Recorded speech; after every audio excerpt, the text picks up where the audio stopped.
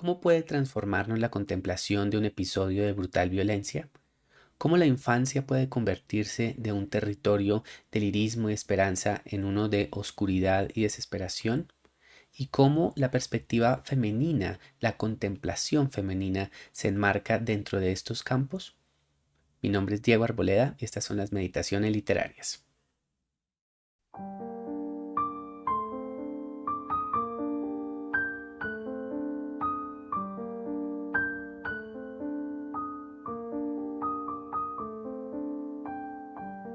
Quiero darles como de costumbre la más cordial bienvenida a este su espacio, el de las meditaciones literarias.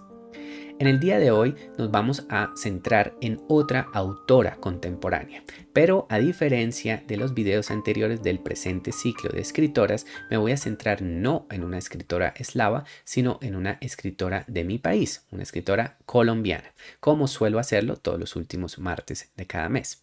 En este caso en particular voy a hablar entonces de Alba Lucía Ángel, una autora nacida en la ciudad de Pereira, en el departamento de Risaralda, en el año de 1939. Primero, empecemos hablando brevemente sobre quién es Alba Lucía Ángel, cómo fue su desarrollo. Alba Lucía Ángel nació en una ciudad que en el momento de su nacimiento se había convertido en una importante ciudad de provincias. Pertenecía ella a una familia de clase media alta, lo que le permitió tener o recibir una educación de alta calidad y lo que también le permitió eventualmente, cuando llegó a la adolescencia, trasladarse a Bogotá y estudiar en una universidad privada llamada la Universidad de los Andes, en donde estudió filosofía y letras e historia del arte. Una vez terminados estos estudios, Alba Lucía Ángel partió a Europa, en donde vivió varios años, sobre todo durante la década de los 60. Allí ella tuvo la oportunidad de conocer a varios de los grandes artistas del boom latinoamericano, como Julio Cortázar, Mario Vargas Llosa, Gabriel García Márquez, por supuesto, pero no bajo una figura de como escritora, no como bajo la figura de una escritora en ciernes, no, sino como una cantante. Es un detalle interesante que ella ha mencionado en varias ocasiones, como en este periodo, cuando ella se estaba ganando la vida, en ocasiones, después de tocar y de cantar hasta altas horas de la madrugada, llegaba a la casa de algunos de estos artistas y ellos la consideraban no como una escritora, sino como una cantante que venía a departir y a amenizar con ellos, amenizar estas largas jornadas intelectuales de estos grandes artistas, por supuesto, masculinos del boom. Esto nos deja muy patente, creo yo, esta anécdota demuestra de una forma muy patente las dificultades que una mujer puede tener siempre en el desarrollo de una creación artística. Estas barreras innegables que existen dentro de estos discursos patriarcales sociales y que por supuesto también permean profundamente el desarrollo de la literatura.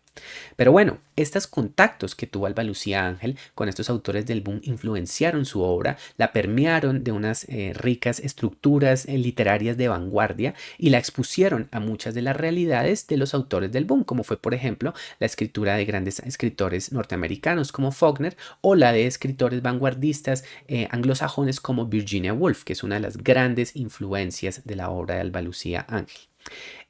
Fue en el periodo a finales de los 60 que Alba Lucía Ángel ya se lanzó propiamente a la escritura de novelas. Sus primeras dos novelas estuvieron centradas en Europa, estuvieron ubicadas en Europa. Fue solo hasta los años 70 cuando ella regresó a Colombia, después de sufrir una gran violencia, de haber sido atacada brutalmente en las calles de Madrid.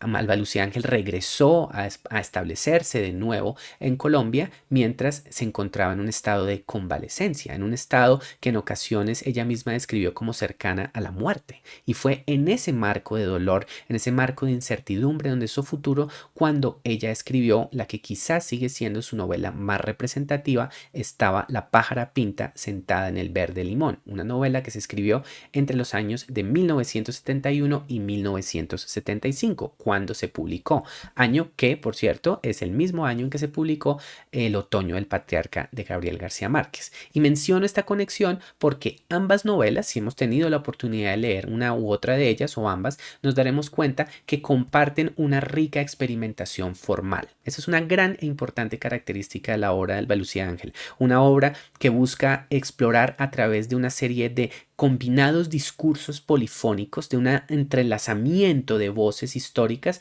un rico fresco poético y social de determinados periodos históricos. Esto hace que su narrativa sea menos convencional, menos lineal y mucho más creativa y a veces un poco obscura, pero de todas formas inmensamente creativa y poética. Entonces tengamos estos detalles presentes.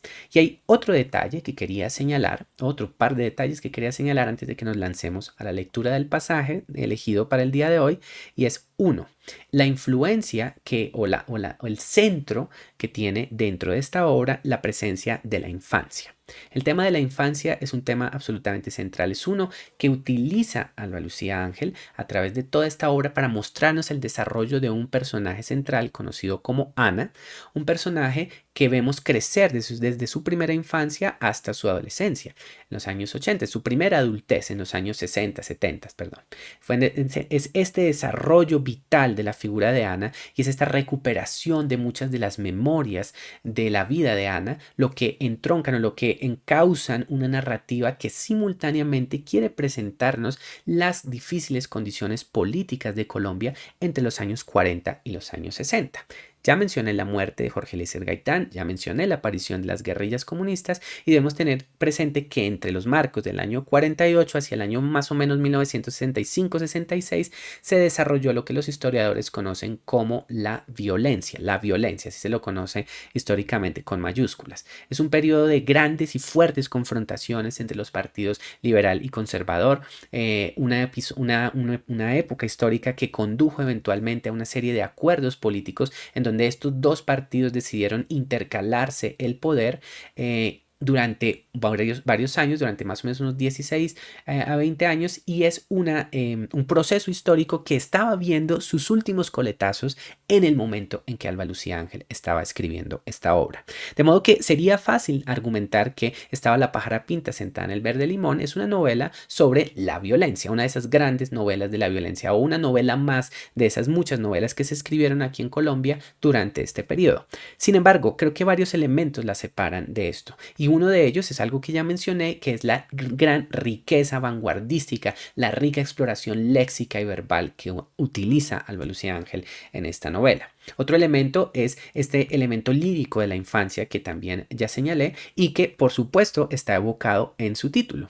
Ignoro si ustedes, queridos espectadores, oyentes que aquí me observan, todos crecimos o conocieron ese célebre canto infantil de Estaba la pájara pinta sentada en el verde limón, con la que todos crecimos y que ciertamente es el que le da título a esta novela. Entonces ahí evidentemente ya hay también una vocación al tema infantil. Y hay un último elemento que también me parece central presentar y es el de la perspectiva femenina. Cómo la mujer, como esta mujer Ana y otros personajes de la novela, como Valeria, por ejemplo, otros personajes femeninos, exploran o entienden estas transformaciones políticas, estos cambios sociales que aquí se están dando. Y cómo estas mujeres, aun cuando se encuentren, al menos en un inicio, dentro de un espacio meramente doméstico y aparentemente protegido, cómo estas mujeres se confrontan ante estas violencias que, por supuesto, están profundamente permeadas por discursos patriarcales y de violencia de género. ¿Sí? Es esa perspectiva femenina lo que también le da una perspectiva poética única a esta maravillosa novela y a lo que se puede sumar, por supuesto, todos los elementos anteriores para llegar a la conclusión de que esta es una novela que intenta ser un maravilloso y rico fresco social y épico de un periodo histórico, enfocándose sobre todo en el territorio, lo que aquí en Colombia se conoce como el eje cafetero. ¿Sí? Este territorio de desarrollo, de colonización, en donde el café fue un elemento central. ¿Sí? Es en ese territorio de clima cálido, templado más bien, en donde hubo pues también diversas violencias históricas particulares en donde se desarrolla esta novela. Si nosotros vemos o pensamos, por ejemplo, en Cien años de soledad como una gran épica del Caribe colombiano, podríamos pensar que Estaba la pájara pinta sentada en el verde limón es una gran épica del eje cafetero colombiano. Ahí vemos un diálogo también interesante y esto también nos permite demostrar la validez y la calidad de esta magnífica novela. Entonces ya, sin más preámbulos, ahora sí vamos a lanzarnos a un fragmento que me parece presenta muchos de los elementos poéticos y simbólicos de esta novela y también los enmarca dentro de una rica reflexión filosófica que vale la pena que exploremos. Entonces, lancémonos a este pasaje y a continuación haremos la reflexión pertinente.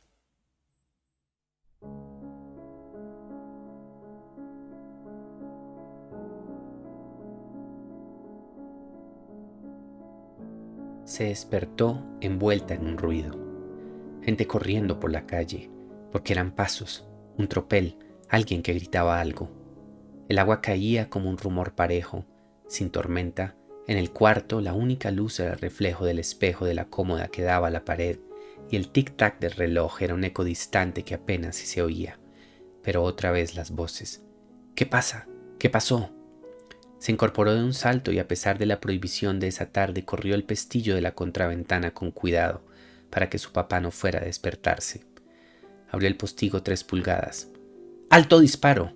¡Alto!, gritaba el policía parándose en mitad de la calle y apuntando con el brazo extendido. El hombre corría despavorido, calle abajo. Tenía un traje gris, una camisa blanca, una expresión que a ella no se le iba a olvidar.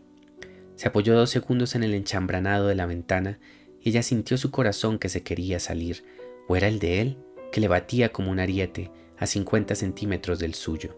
«¡Virgen Santa bendita!», oyó que dijo el hombre entre jadeos, y no tuvo tiempo de abrir más el postigo, apenas de empinarse para verlo escapar sin mirar para atrás, encogido, haciendo eses, de una acera a la otra. Las luces de la tienda se encendieron y distinguió la cabeza de don Tobías asomándose. Después los fogonazos, los disparos sonando como si fueran papeletas. 3, uno detrás del otro. El policía estaba con una rodilla en tierra y Ana vio el kepis en el suelo. La figura gris se paró en seco. Dio algunos pasos con brazos extendidos como si alguna pared se atravesara y luego retrocedió, queriendo devolverse. Puso las manos en la espalda, tanteando los riñones. Después se fue de bruces contra el hidrante de la esquina, se abrazó a él, se deslizó muy suavecito y ella lo vio caer entonces, de cara a los tejados. El policía ni se acercó siquiera. Se volvió calle arriba. Recogió el kepis tirado al lado de la acera. Lo frotó contra el muslo. Se lo puso. Sacudió con 3 golpes el polvo de la rodilla. Se estiró bien el cinto. Le dio un soplido fuerte al cañón del revólver y con mucha mañita se lo enfundó en la cartuchera. El cerebro se embota y siente la necesidad de accesar como un perro, de beber cualquier cosa, pero no hay ni una fuente, ni una gota de brisa que amortigüe siquiera la sensación ilógica de espacio intemporal, de vacío, de miedo a aquel olor de esos vigías mustios que yacen sin aroma a los pies de la muerte. La muerte. Y es como si se hubiera cumplido más de una vez el rito. Como si en un espacio sin recuerdo fijo se hubiera celebrado esa gran ceremonia con coronas y música, con tambores quizá, con flautas de caña y con lamentos dulces. Aquí yací, estoy segura. Me rodearon de tierra porque yo les rogué. Me aterran esos nichos, no quiero que me dejen en ese hueco horrible. Tal vez porque intuía lo que sufren los cuerpos cuando de golpe cruzan por aquel laberinto de mares y galaxias donde seres perdidos navegan sin saberlo en barcos que no existen. No son más que unos cadáveres que añoran la montaña, los árboles, el mar, que piensan en la muerte como en una leyenda, sin saber que ellos mismos son tránsfugas del cosmos, transmigrantes sin almas, oficiantes ignaros de los ritos de Anubis, porque es la puerta de la verdad angosta y muy pocos son los que la encuentran. La materia se aferra, se va descomponiendo sin demasiada prisa mientras el alma vaga por un tiempo cualquiera, recorre inconsecuente caminos repetidos. Vive en la eternidad como un niño extraviado y es por eso que trata de acercarse al canto de los pájaros, al crujir de la arena, y así, de puerta en puerta, una y otra vez, interminable tránsito. ¿De verdad lo he sentido? ¿Dónde estoy? ¿Dónde aquellas manzanas tan verdes y tan ácidas que su mamá custodiaba en el huerto de la finca y ellos acaparaban después del aguacero? De nuevo aquel espacio sin respuesta, deshabitado, estéril, aquel camino largo que no le acerca nada, el sentir sin sentir, la sensación de estar moviéndose sobre tela de araña mientras ese maldito cielo continúa agrediéndola con su color sandía y las frases punzando, machacando, dejando aquel sabor de cal entre los dientes.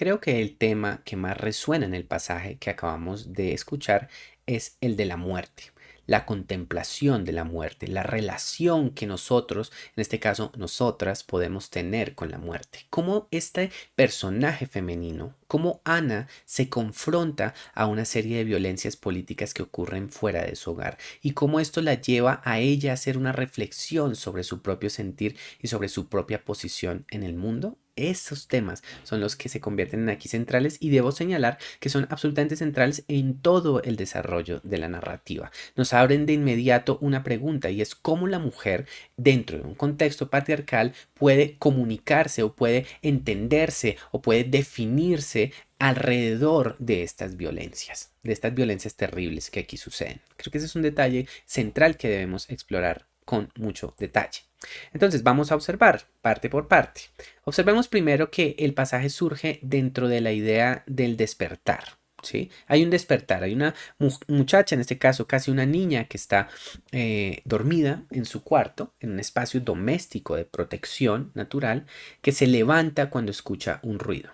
Debemos tener en cuenta algo, es importante este contexto, y es que en las páginas anteriores a la aparición de este pasaje en la novela, la narrativa de Alba Lucía Ángel nos ha confrontado con los terribles efectos nacionales que tuvieron o que tuvo el asesinato de Jorge Eliezer Gaitán, ¿sí? El líder liberal que ya mencioné en la introducción.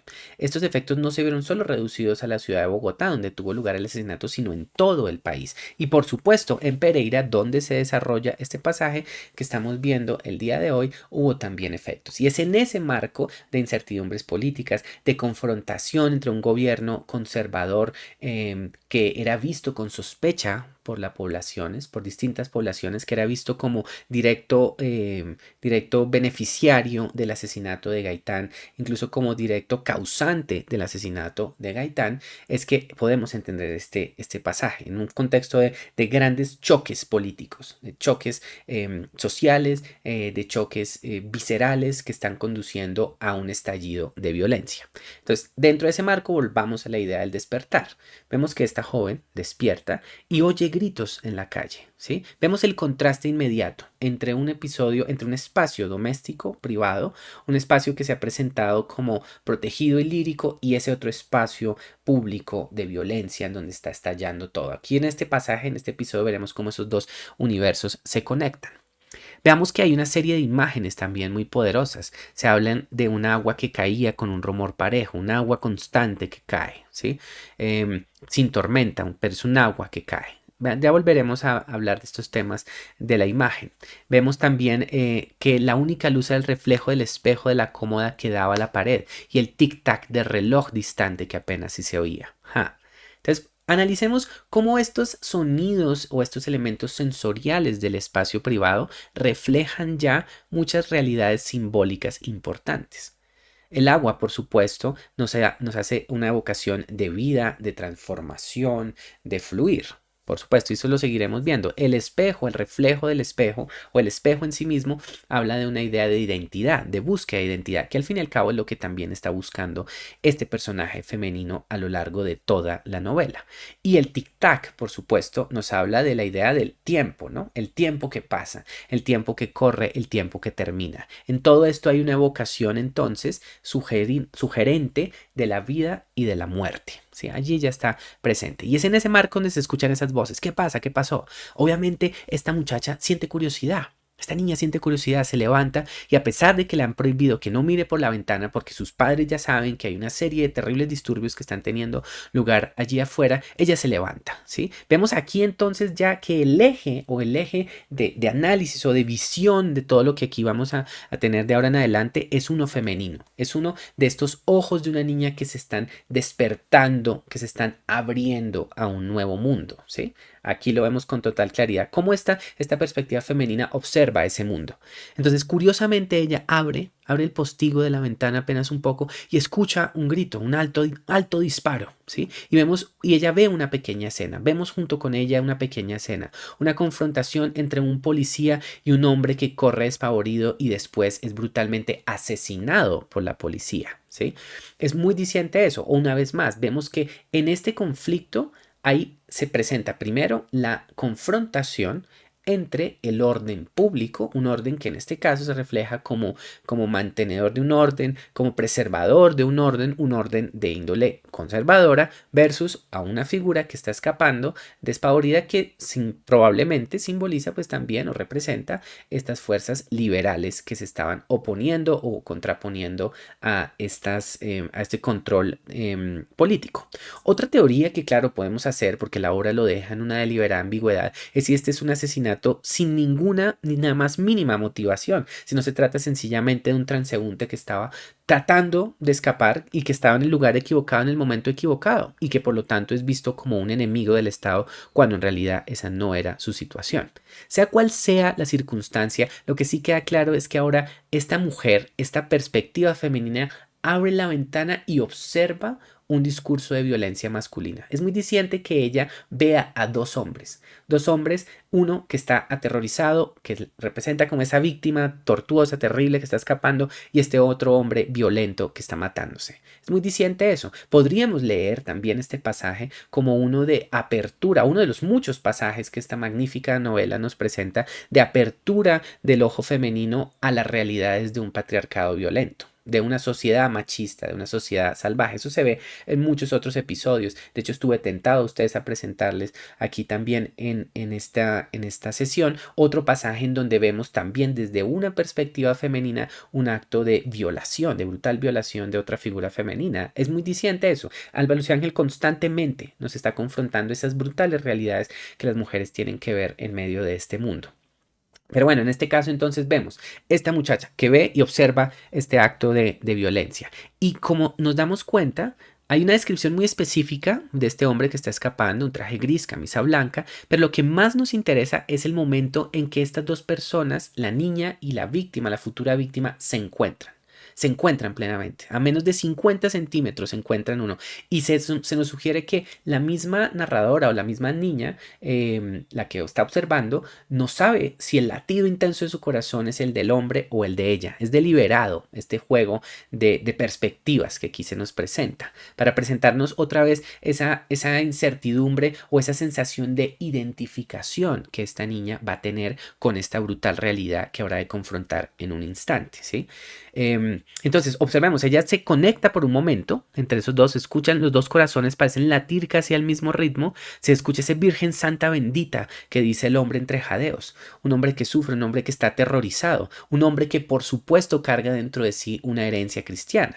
Porque por supuesto este es otro elemento también muy central de esta novela, la exploración también de cómo las dinámicas religiosas estaban permeadas también por discursos de violencia, otro elemento central, infortunadamente, en muchas de nuestras violencias históricas colombianas.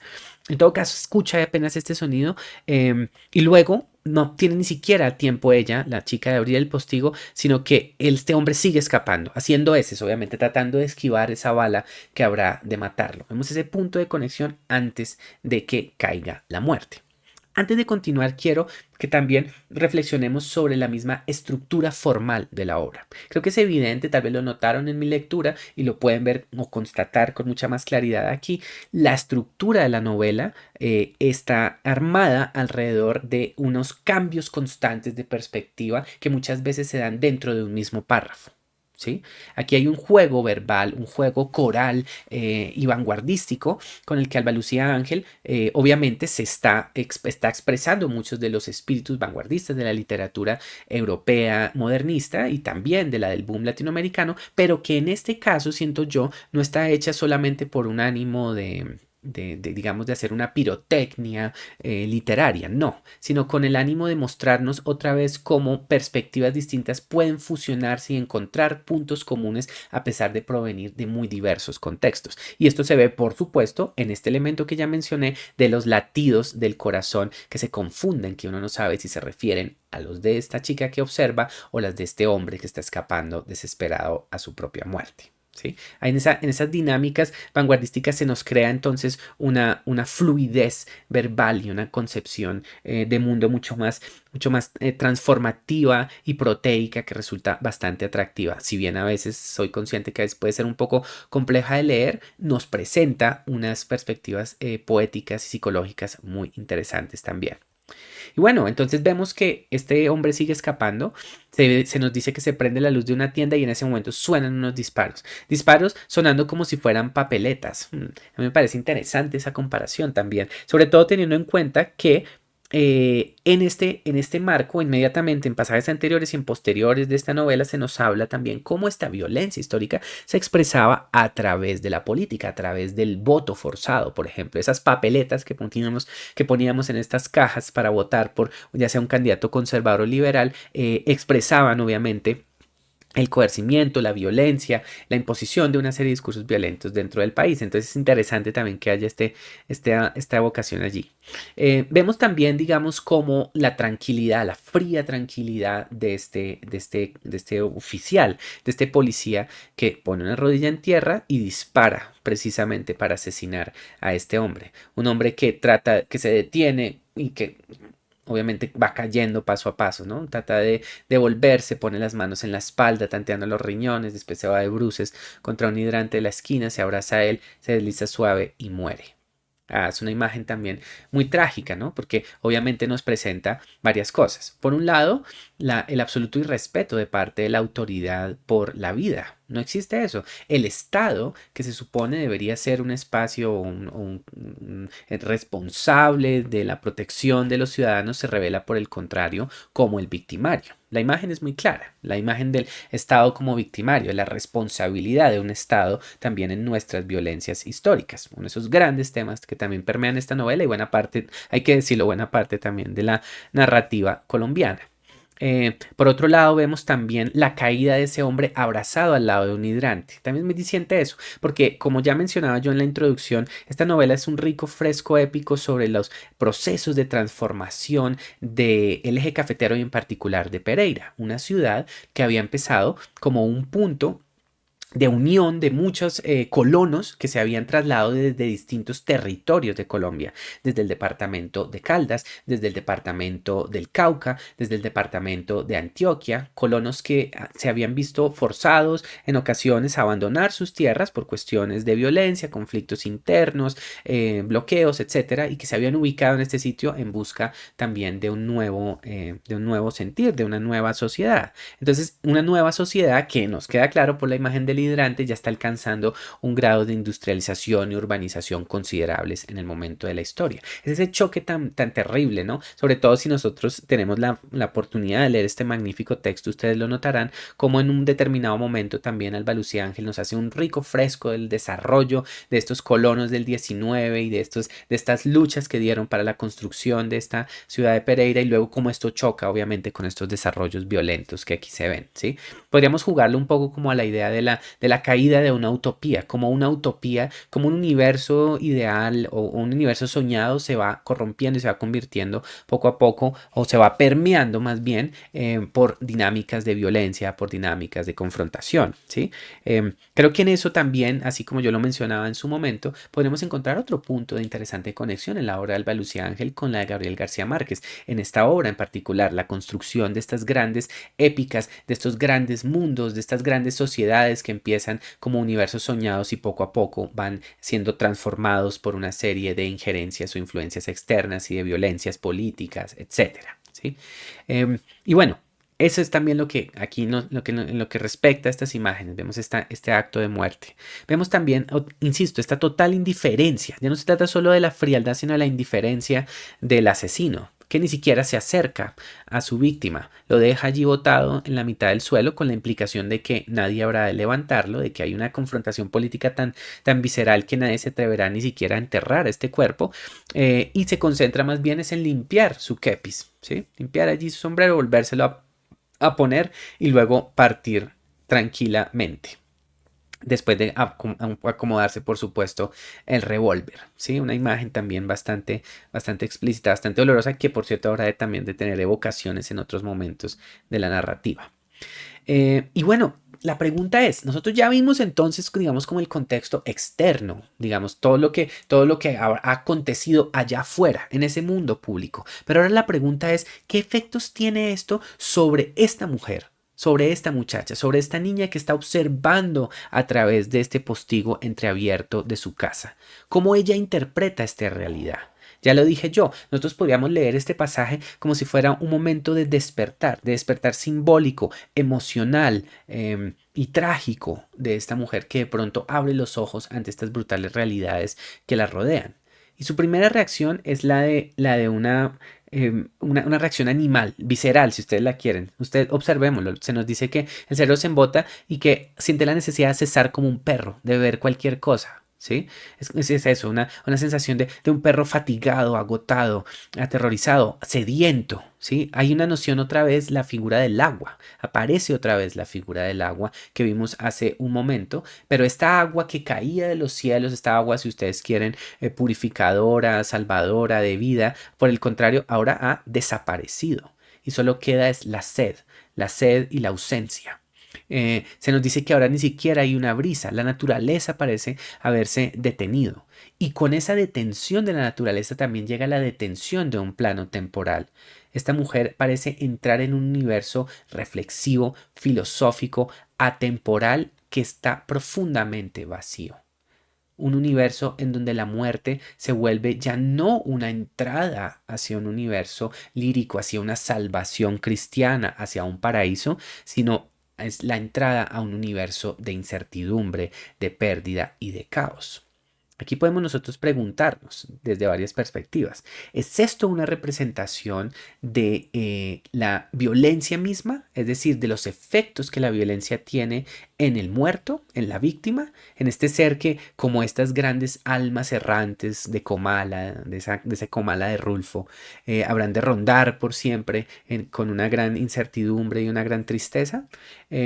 Entonces, ¿sería esto una reflexión de los efectos trágicos de la violencia, de cómo la violencia rompe el discurso más natural de la vida y de la muerte y nos lleva a un universo de incertidumbre? ¿O por el contrario, es esta reflexión que vamos a analizar a continuación, una que nos abre una pregunta sobre la misma naturaleza de la muerte, sobre la creencia o la apertura de ojos, por así decirlo, de esta muchacha hacia una visión de la muerte en donde no existe sino el vacío en todos los casos perpetuamente? ¿Sí? Una visión casi existencial de la muerte, una cosa que resulta bastante poderosa y bastante trágica, sobre todo teniendo en cuenta el contexto profundamente cristiano, tradicional y conservador de Pereira, en donde se desarrolla y se desarrollará posteriormente otras partes de la narrativa. Sea como sea, lo que sí nos queda claro es que entramos, insisto, en un universo de incertidumbre, en un universo de muerte y de vacío, ¿sí?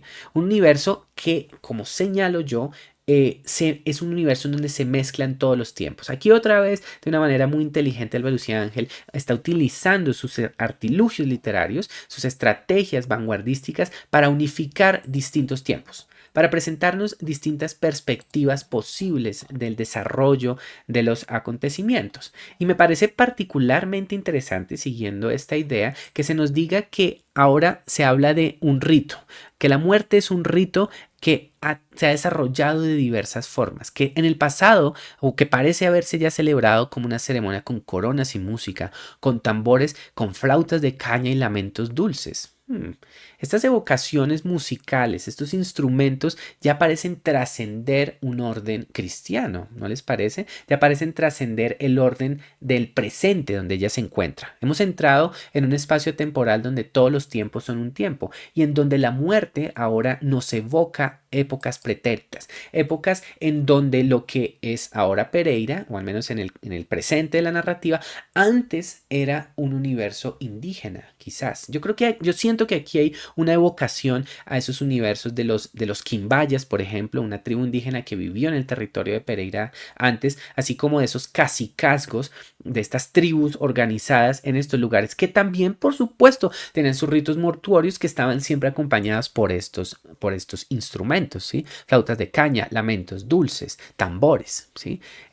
Hay una evocación entonces de una muerte que son todas las muertes, como una muerte, la muerte de este individuo que se ha deslizado dulcemente después de ser disparado por el policía, se ha deslizado dulcemente sobre el hidrante hasta caer al suelo. Es una muerte que nos evoca muchas otras muertes llenas de violencia y de tragedia. Creo que para todos nosotros como latinoamericanos, como colombianos, bueno, yo en mi caso, pues siempre ha existido un peso histórico, un reconocimiento histórico al peso de la conquista. ¿sí? En los efectos trágicos de la conquista, ya fueran directamente por un acto de violencia física, ya fueran por los efectos devastadores de las enfermedades que llegaron a los pueblos indígenas, ya sea por los dolorosos y trágicos procesos de aculturación que se dieron posteriormente, sea por las razones que sean. Ciertamente la conquista ha sido vista históricamente por muchos historiadores, no solo historiadores, sino sobre todo narradores, también como un episodio traumático. Y me parece interesante que este momento de violencia que estamos viendo aquí, de violencia política entre liberales y conservadores, de pronto parezca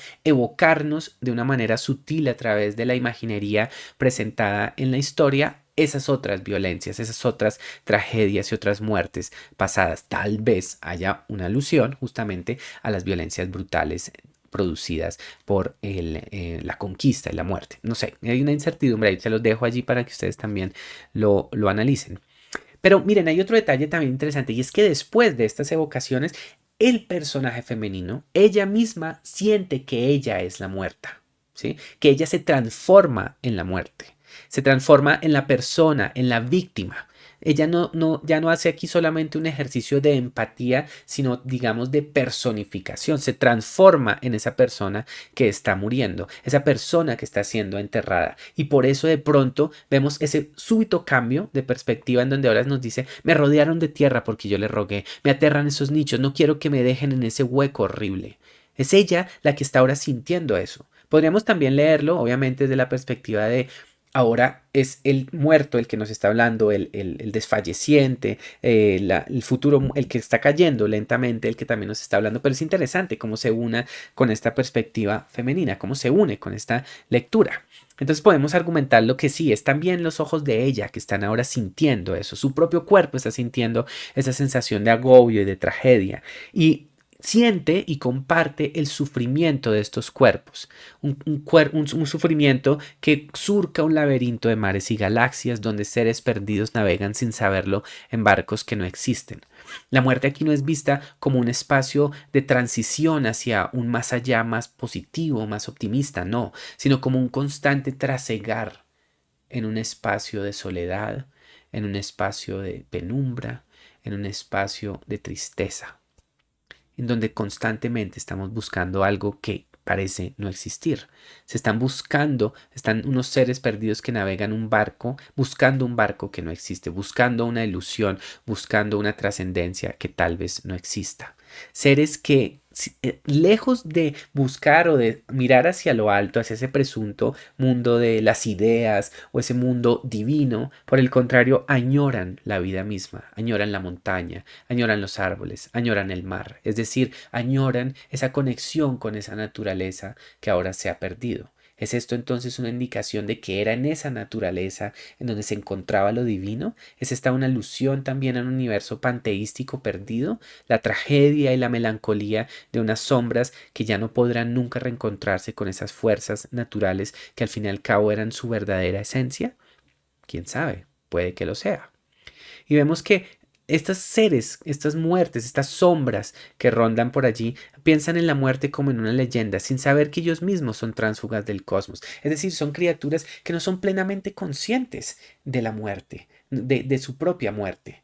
Hay aquí entonces también una evocación de cómo estas muertes violentas conducen a estas incertidumbres permanentes, a esta incapacidad de encontrar una genuina trascendencia, de reubicarse en un espacio cósmico, porque ya no se ubican, porque ni siquiera saben que están muertas. No puedo dejar de resonar o de evocar una vez más aquí a Rulfo, ¿no? Donde también escuchamos esas voces en Pedro Páramo.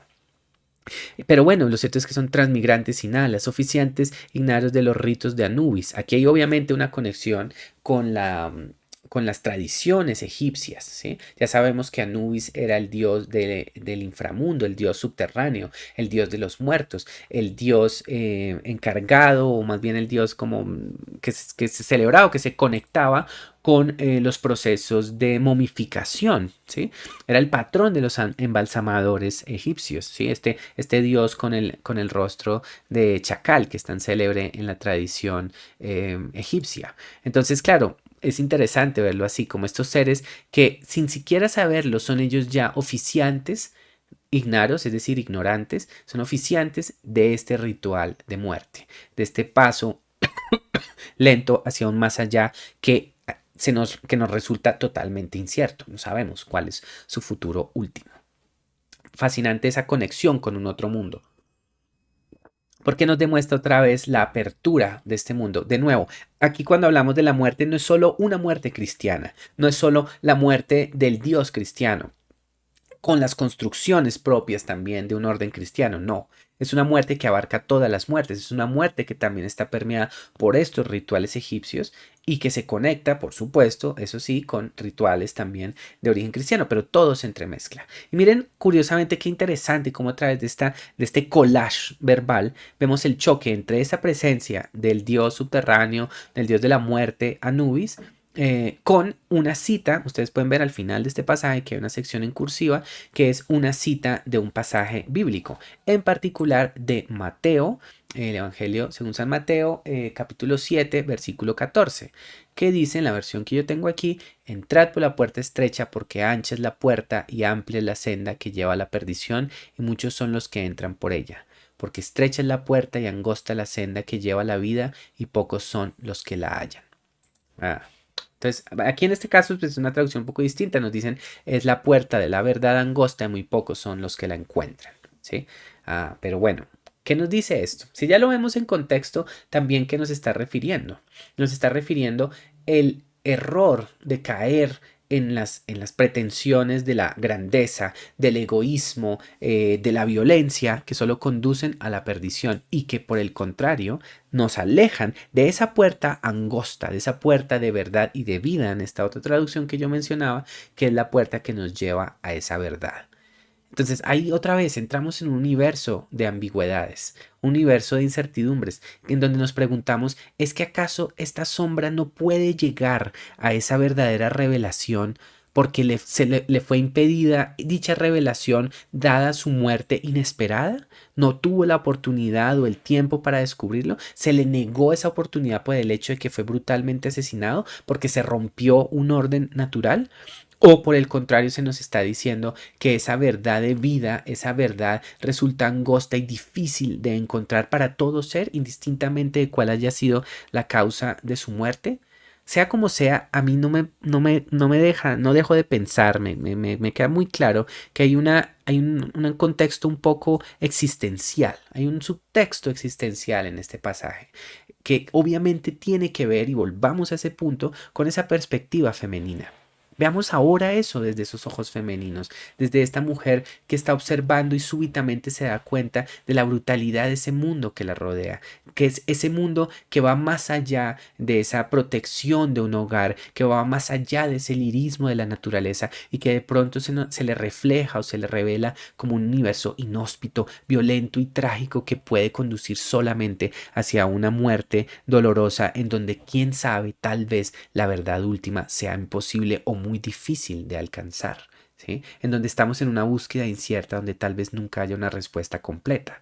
Es una sensación de incertidumbre muy grande, una sensación de incertidumbre que creo yo, por supuesto, puede evocar o resonar en el corazón de muchas mujeres, no sé si de ustedes también, mujeres que aquí me escuchen, ¿no? Esa sensación a veces de desasosiego, de encontrarse en medio de una sociedad y un mundo que está lleno de miserias, de violencias y de dolor, y en donde parece a veces, en los momentos más difíciles, que la felicidad se vuelve casi un imposible.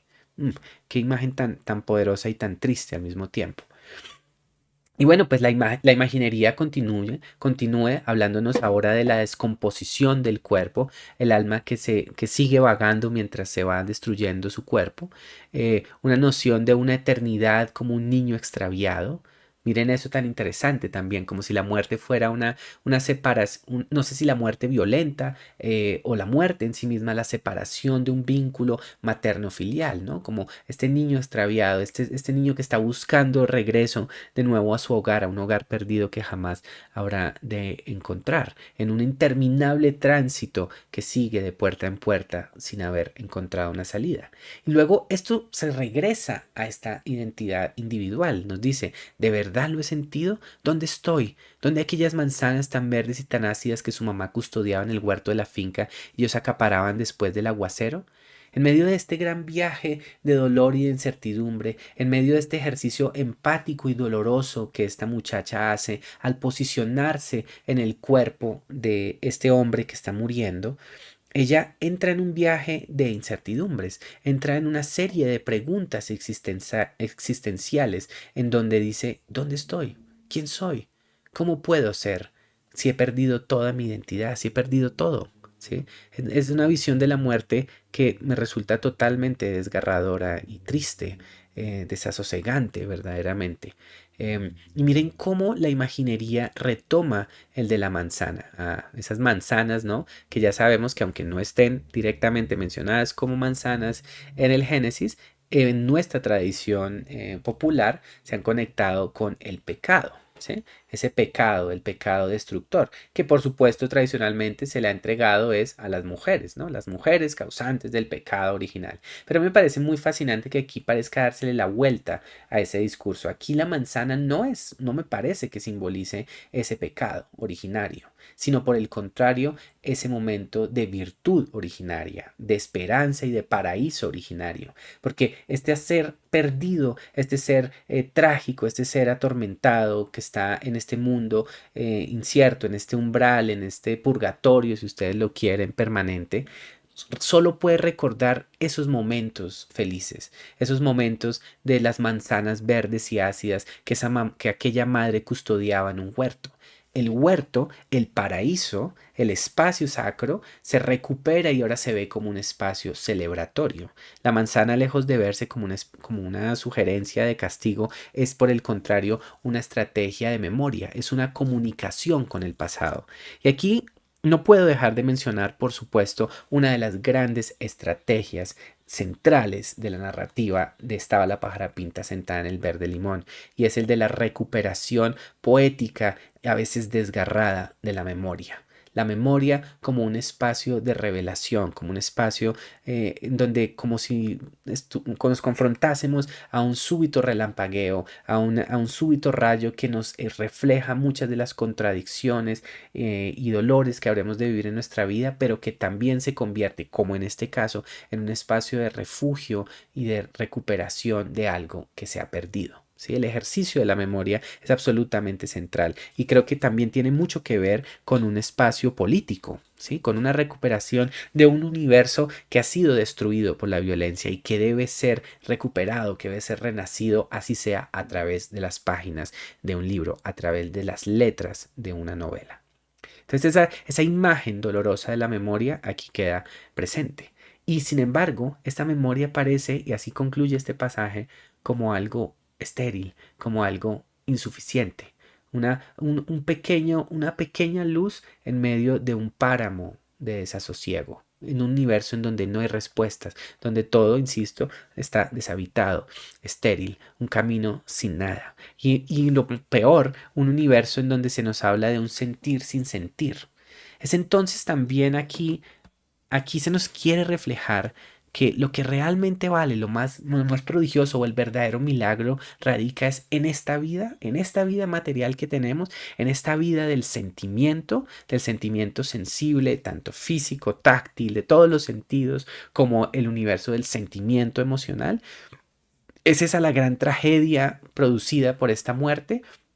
Este asesinato vil de un policía, este asesinato vil de un ciudadano a manos de un policía que le niega a este ser la posibilidad de seguir sintiendo, de seguir viviendo, de seguir descubriendo las contradicciones calidoscópicas de este nuestro mundo. No sé, hay algo, insisto, muy existencial, doloroso aquí. Y concluye esta imagen con una serie de figuras que nos muestran otra vez la evocación de la muerte, del entrampamiento, del encierro, ¿sí? La noción de la tela de araña que nos atrapa, ¿sí? Que nos sugiere obviamente una amenaza que habrá de destruirnos. Un cielo que ya no es un tono azul, ya no nos evoca lo místico, sino que ahora tiene un color sandía, es decir, el color de la sangre, ¿no? Es aquellos ojos velados por la sangre poco antes de la muerte. Y por si eso no fuera suficiente, ese sabor de cal entre los dientes, ese sabor de ese ser desplomado, de esa víctima desplomada junto al hidrante que poco antes de su muerte siente sobre sus labios, nada más entre sus dientes siente esa cal, esa muerte, esa desolación lo único que evoca es ese futuro mundo de incertidumbre. Es muy terrible eso, es muy doloroso. Yo quiero creer, digamos, para cerrar nuestra meditación del día de hoy, que esta evocación que aquí nos hace Alba Lucía Ángel es también una meditación intensa y atormentada de los efectos trágicos de la violencia. Una violencia que rompe ese vínculo con un universo de la naturaleza, con un universo de memorias, con esos universos de esperanza que íbamos construyendo paso a paso y por el contrario nos desplazan a un universo de desolación, de angustia y en donde no existe una respuesta clara, en donde no existe nada. Y por supuesto es también una meditación sobre ese doloroso despertar que tantas mujeres tienen en medio de un mundo de incertidumbres y de violencias de género. De violencias que en este momento ella apenas está empezando a atisbar, apenas está empezando a confrontar de manera indirecta. No es ella quien muere, sino es un hombre quien muere.